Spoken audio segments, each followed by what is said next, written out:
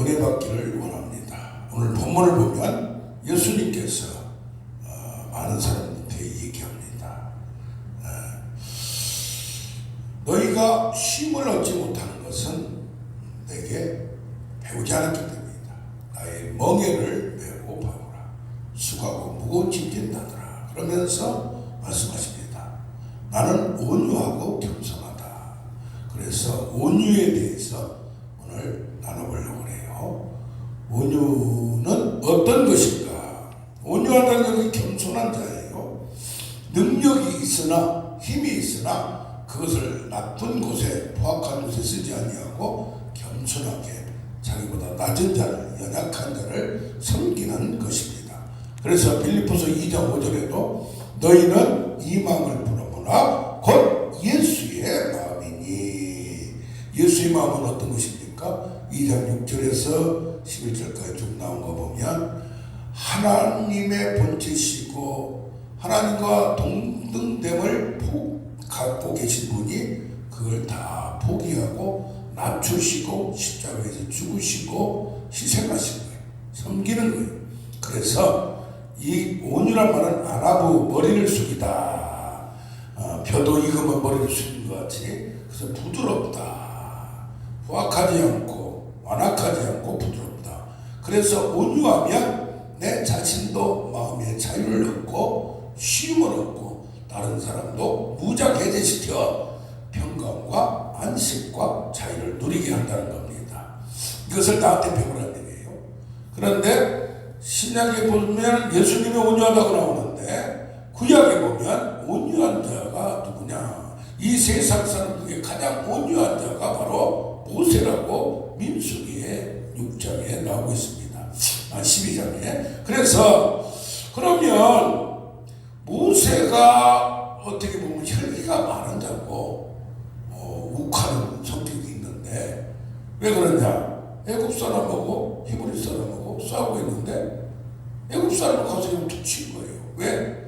자기 피가 자기는 지금 애굽의 왕자지만 형태는 외형은 애굽 사람으로 칭함을 받고 있고 그 중에서도 왕자로 지금 누리고 있으나 피를 보니까 내가 히브리 사람이더라 이 말이에요.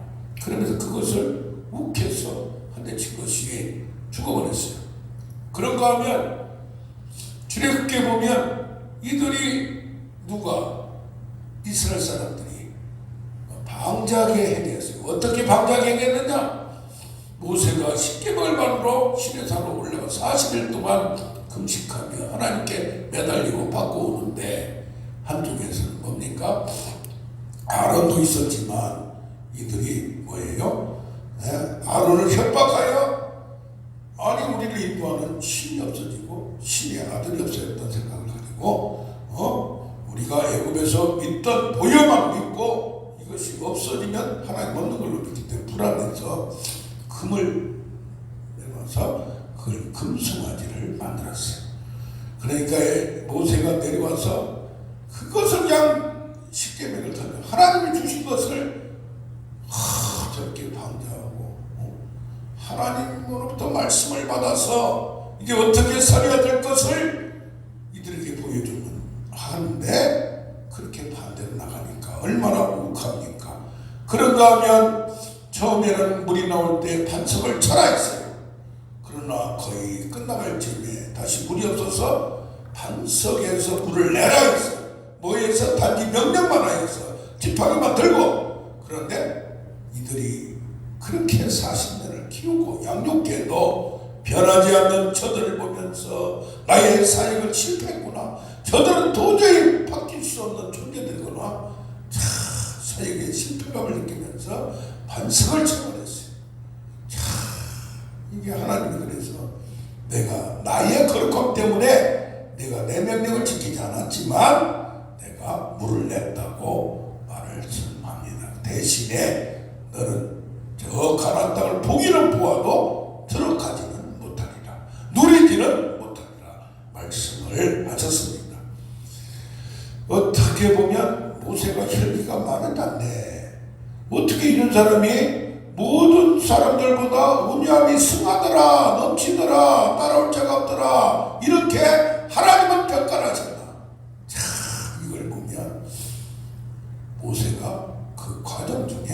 사람들에게는 열을 내고 욱하고 혈기를 부렸지만 바뀌지 않는 저를 향하여 했지만 하나님께는 기다리고 인내하고 부드럽고 하나님을 만남으로 다른 세계를 경험함으로 바뀌어졌다. 그리고 온유하면 내가 노력한다고 되는 것이 아니라 천성적으로 태어난 것이 아니라 하나님을 경험하며 바뀌어져 생각이 바뀌고 마음이 바뀌어져서 이루어지는 겁니다.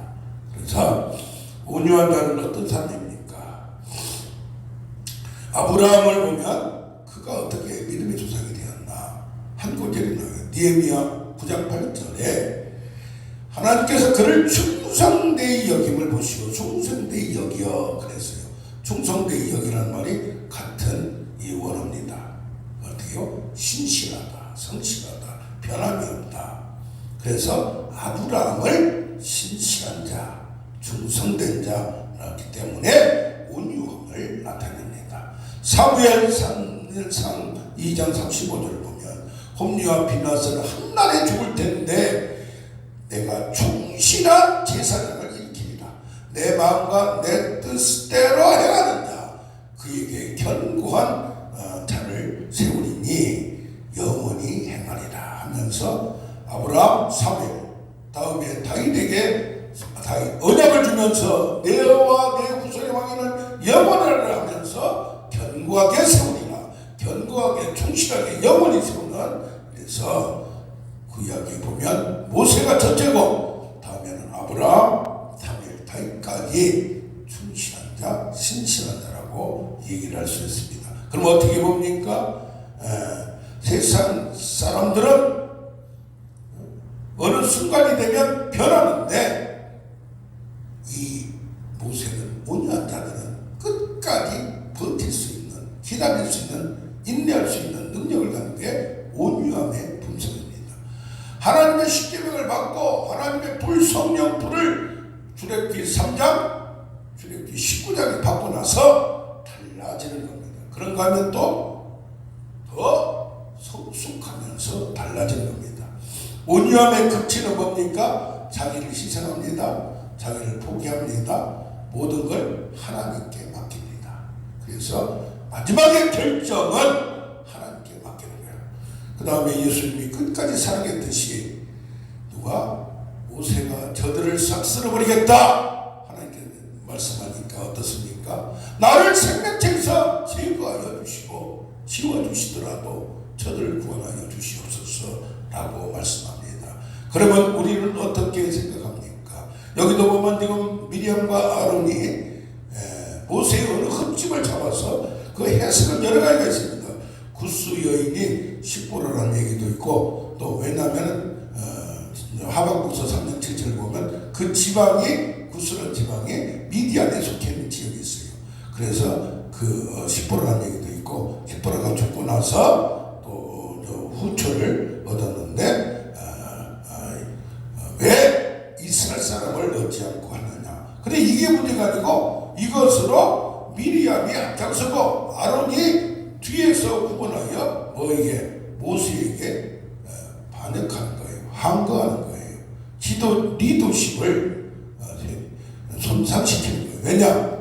내가 하나님께 은혜를 안 받았느냐, 음식을 안 들었느냐, 능력을 안 받았느냐 하면서 자기를 높여달라고 하는 것을 보면 이것을 문제로 삼아서 그게 큰 문제가 하나님께서 지금 문제가 없다고 보는데 이제 이방 사람이더라도 하나님을 믿는 잡족들이 들어오면 갈렙과 같이 들어오면 이스라엘 사람으로 인정을 해줬는데 이들은 그걸 흠집을 잡아서 누나와 형이 지금 꼬투리를 잡아서 지금 흔드는 겁니다. 그러나 이때도 모세는 가만히 잠잠히 하나님의 판정을 기다리는. 왜냐? 저들은 아직 믿음의 수준이 거기까지 올라오지 못하기 때문에. 그래서 온유함을 어떻게 정해야 되느냐? 하나님과 관계에서 이게 태생되는 거예요. 하나님의 깊은 관계 속에서 하나님을 신뢰하고 하나님 앞에 순종하고 겸손히, 그래서 신뢰와 겸손이 돼요. 이것을 또 다른 말로 말하면 정의에 대해서 하나님의 말씀에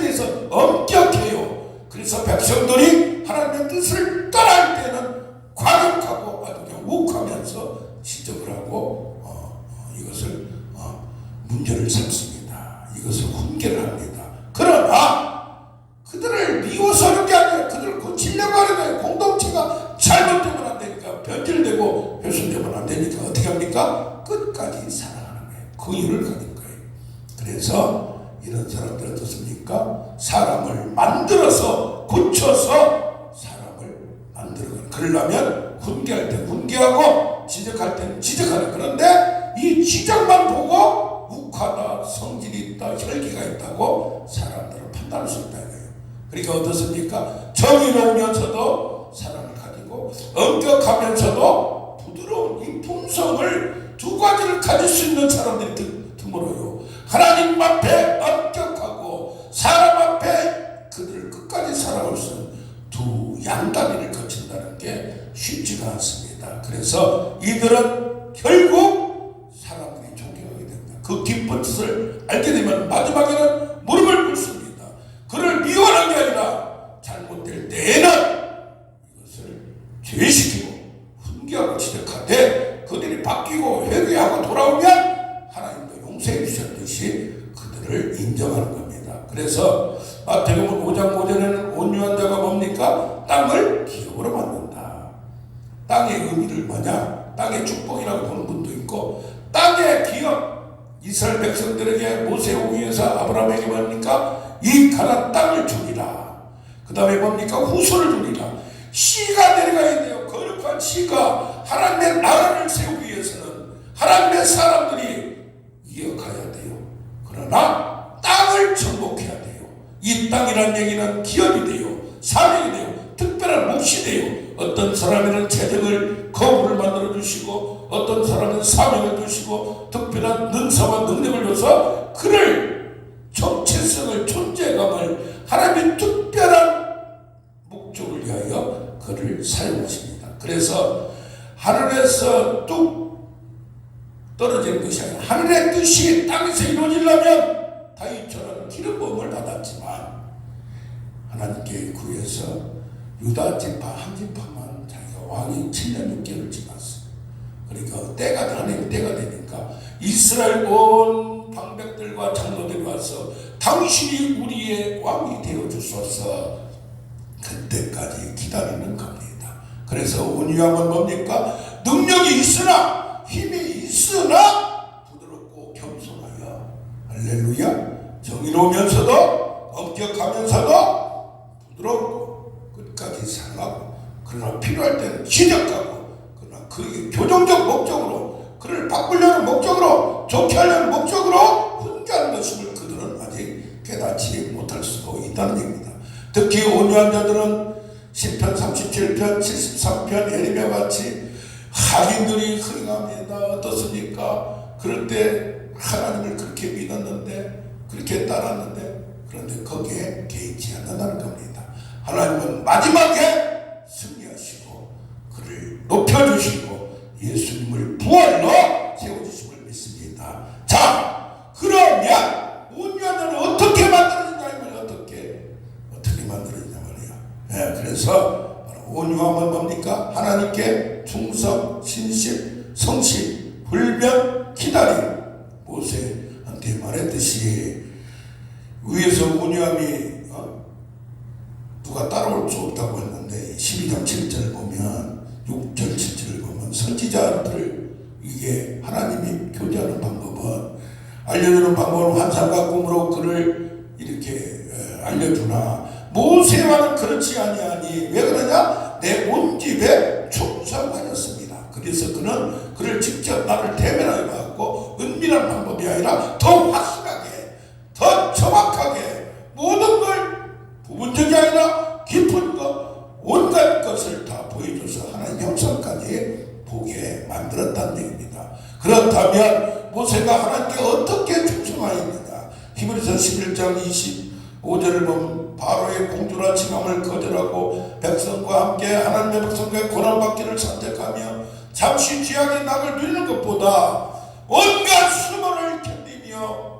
힘듦을 견디며 변하지 않는 저들을 훈계하면서 데리고 가며 끝까지 하나님의 사람으로 만들어보려고 사역하는 그를 보면서 모든 애굽의 부하보다도 더 큰 재물이 있다 이 말. 그게 뭐냐? 하나님이 상 주시며 하나님이 인정하시며 할렐루야, 하나님의 천국으로 이끌으시며 할렐루야, 그래서 히브리서 3장 5절에는 모세가 어떻게 충성가 있느냐, 모세는 장래 일을 증언하기 위하여 예수 그리스도를 나타내기 위하여 그리스도의 탄생과 그리스도의 오심을 알려주기 위하여 모세가 구약에서 예수님의 모형으로 사역을 했어요. 그래서 온 집에서 뭘로? 종으로 신실하게 변함없이 온갖 충성을 다해서 하나님 예수 그리스도는 아들로서 더 충성했어요. 그래서 우리가 끝까지 참고 잡으면, 처음 것을 믿었던 것을 잡으면 우리도 이렇게 신실하게 되고 충성된 자가 될 줄로 믿습니다. 그런데 우리가 예수님과 같이 어떻게 그렇게 온갖 수모와 힘든 걸 이길 수 있냐 이 말이에요. 모세같이 할 수 있냐 이 말이에요. 여기를 보면 나옵니다. 히브리서 3장 8절에 뭐라고 나오냐, 오늘날, 우리 옛날에 연설할 때 오늘 그의 음성을 듣거든, 하나님의 음성, 성령의 소리를 듣거든 마음을 완고하게 패역하게 하지 말라 이 말이에요. 그러니까 하나님 말씀을 깨닫고 하나님 말씀이 들 때 그때마다 뭐 해야 돼요? 받아들이고 잘해야 돼요. 양육해야 돼요. 고쳐야 돼요. 그래서 그때 16절에 보면 그때 듣고 경노하게 하는 자들이 누구냐 이 말이에요. 40년 동안 누구에게 하나님이 진도했냐 이 말이에요. 이스라엘 백성들이 조금만 뭐하면 힘들면, 물이 없으면, 먹을 게 없으면 뭐예요? 또 애국 군대가 쫓아가면 애국으로 돌아갈 걸, 애국에서 있을 걸, 그들이 애국 땅을 건너서 세상을 버리고 홍해를 건너 세례를 받고 이제는 하나님의 훈련 속에 있는데, 세상을 하나님의 능력으로 살아가 떡으로 사는 것이 아니요 하나님의 말씀으로 성령으로 살아가는데, 변하지 않아요. 기적 볼 때는 할렐루야 하는데 그 다음에 바로 문제만 생기면 변하는 그들 인간성. 그래서 이들을 놓고 지적하는 겁니다. 그의 음성을 듣거든 그들이 결국 어땠어요? 60만 얼마가 다 죽어버렸어요. 그래서 다시 태어난 자, 모세와 칼렙을 빼놓고는 다시 태어난 자 다시 바꿔서 그들을 광야에서, 애굽을 모르고 광야에서 훈련받은 자들을 가나안 땅에 들였던. 그래서 그들이 안식하지 못한 건 뭐냐? 순종하지 않았기 때문이다. 그래서 결국 3장 19절에 히브리 3장 19절, 그들이 믿지 않음으로 능히 들어가지 못한 것이라 이 말이요. 왜? 순종하지 않은 것은 믿지 않은 것이라 이 말이요. 이게 우리는 믿기만 하면 된다고 그러는데 순종을 안 하려고 그래요. 끝까지 안 하려고 그래요. 이것까지 이루는 힘들어도, 미끄러져도, 다시 엎어져도, 뒤집어져도, 자빠져도 다시 칠정밖에 일어나는 오뚜기가 되기를 원합니다. 그러면 이 온유한 자가 이런 과정을 겪었는데 어떻게 이 온유함을 갖느냐 이 말이에요. 히브리서 5장 7절에 보면 아까 말한 대로 3장에서는 순종하지 못한 것은 믿지 못함이라고 했어요. 믿으려면 어떻게 했나 이 말이에요. 시시때때로 이걸 이겨내야 돼요. 의심이 들 때, 불평이 나올 때, 좌절이 될 때, 그래서 어떻게 해야 돼요? 땅의 세계가 아니고 아예 다른 세계를 봐야 돼요. 하늘의 세계를 봐야 돼요. 잠깐 음성 한번 듣고 그런 게 아니라 더 깊이 들어가야 돼요. 모세와 같이 하나님의 영광, 형상, 대면할 정도 돼야 되고, 할렐루야. 야곱과 같이 하늘문이 열려서 사닥다리가 오르락내리락 하면서 하늘과 땅이 연결돼서 이 예수 그리스도를 믿고 이 세상 땅이 아니라 저 하늘의 세계를 봐요. 그래서 5장 7절에 뭐라고 나옵니까? 예수 그리스도는 아들이시면서도 아들이 고난 당하신 고난으로 뭘 배워? 순종은 예수님은 배우고 못할 것도 없어요. 그러나 이것을 인간에게 설명하기 위하여 이미 순종을 할 수 있는 능력을 가졌으나 고난을 통해서 인간적으로 볼 때는 순종이 되어진다. 시험을 당하는 너희는 기쁘게 여기라. 믿음의 연한 시련을 통하여서 뭐한다? 온전하게 된다 이 말이에요. 그래서 온전하게 순종하는 자에게 구원의 근원이 되신다 이 말이에요. 그래서 우리가 온전하게 되고 순종하게 되려면 어떻게 되느냐? 나옵니다. 심한 통곡과 눈물로 날마다 감남산에 가서 밤을 지새면서 또 시시때때로 간구와 소원을 올렸다 이 말이야. 우리가 무슨 문제 있을 때마다 하는 게 아니고 항상 하나님과 교통하며 올릴 때 그의 경건하심이 들으심을 받다. 경건하심이 뭐예요? 하나님의 은혜로 꽉 찬 상태, 성령으로 충만한 상태, 십자가의 죽으심을 사명을 감당했다 이 말이에요. 순종하고 완성했다 이 말이에요. 그래서 간과 소원을 올림으로 뭡니까? 하나님과 함께 있어서 은혜를 받고 지혜를 받고 능력을 받고 공감하며 동행하며 사명을 감당한다 이 말이에요. 어떤 사람은 십자가에서 무통이래. 고통이 없었대요. 그것은 잘못된 거예요. 고통을 통과하면서 몰투바는 뭐라고 합니까? 예수님이 십자가에 다닐 때 하나님 어디 계셨습니까? 예수님과 함께 고통을 겪었다. 아픔을. 그래서 왜 출애굽기 3장 7절에 뭐 그들이 고통을 알고 근심을 보고 시름소리를 들으시고 같이. 그래서 이것이 뭐예요? 하나님의 고통, 하나님의 눈물, 하나님의 고뇌라는 것을 아는 우리가 되기를 원합니다.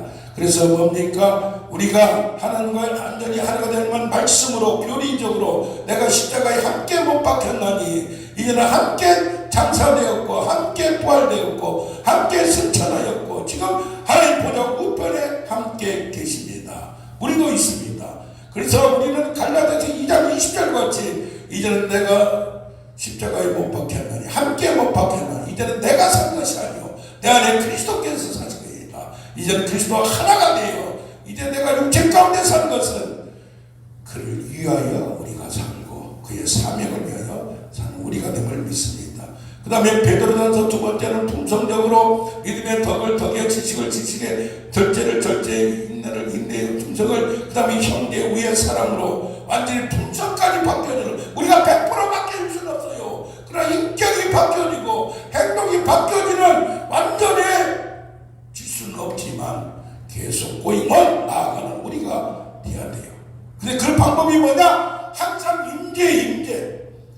요한복음 15장 7절에 너희가 내 안에 거하고 내 말이 너희 안에 거하면 성령이 함께하면 뭐예요? 하나님의 말씀이 이해가 되고 하나님의 말씀을 하고 하나님의 능력이 되고 그러려면 어떻게 돼요? 항상 함께해야 돼. 그 방법은 뭐예요? 구하라 주실 것이고 구하라면 구하는 거 쉬지 말고 기도하라. 구하는 게 뭐예요? 능력을 구하고 도움을 구하고 하나님과 하나님의 힘으로 살아가는 거예요. 세상을 내 힘으로 내가 노력해서 내가 하는 게 아니에요. 할렐루야. 하나님이 능력으로. 두 번째는 뭐니까 하나님의 뜻을 자꾸 묻는 거예요. 이것이 어떤 하나님의 기쁘신 뜻이고 하나님의 섭리가. 그래서 다윗과 같이 수시로 하나님께 물어야 돼요. 아멘 아멘. 그래서 뭡니까? 사울은 하나님께 범죄하며 범죄 이유가 뭐예요? 여호와께 묻지 않고 그러면 어디로 가요? 세상 방법으로 가는 거예요. 영특하다. 점쟁이한테 가는 거예요. 누구한테 가? 사술한테 가. 하나님이 아니라 미친 것들한테 가는 거예요. 그래서 우리는 뭡니까? 오직 내게 선한 것이 없어요. 선하시는 누구밖에 없어요. 하나님밖에 없어요. 하나님을 사랑하는 곧 그 뜻대로 부르심을 입는 자는 합력하여 선을 이루셔요. 그래서 하나님을 사랑하는 거, 하나님과 함께 동행하려고 발부둥치고 싸우고 눈물과 통곡으로 간구와 소원을 올리며 하나님의 은혜와 능력으로 하나님의 인도로 하나님의 뜻을 알게 됨으로 나아가는 우리가 되길 원합니다. 아멘 아멘. 감사합니다.